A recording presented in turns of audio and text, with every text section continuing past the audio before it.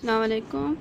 सोचा था रमज़ान में किसी भी सियासी मौजू पर बात नहीं करूँगी, लेकिन अभी पीपल्स पार्टी के निसार खोरों की वीडियो देखी जिसमें उन्होंने बिना तहकीक के ऐसी बातें गवर्नर सिंध के साथ जोड़ी तो हैं, लेकिन साथ ही साथ उनकी सबसे बड़ी गलती ये है कि उन्होंने गवर्नर सिंध इमरान इस्माइल को जाहिल तो बोला ही, साथ ही इस मुल्क के वज़ीर आज़म इमरान खान को भी जाहिल कहा है।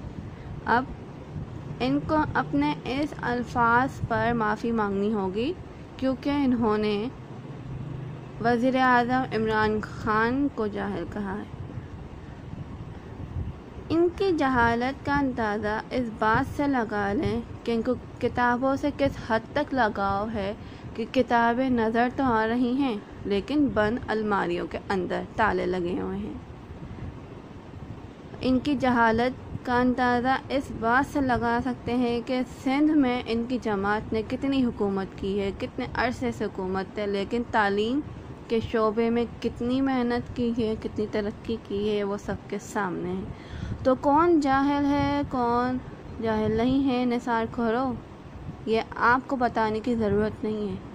आप कहते हैं गवर्नर इमरान इस्माइल माफ़ी मांगे, माफ़ी उन्हें नहीं, आपको मांगनी चाहिए, क्योंकि आपने वज़ीर आज़म इमरान खान की तौहीन की है। आपको अपने अल्फाज पर शर्मिंदा होना चाहिए कि आपने इस मुल्क के वज़ीर आज़म इमरान खान के बारे में गलत बात की है।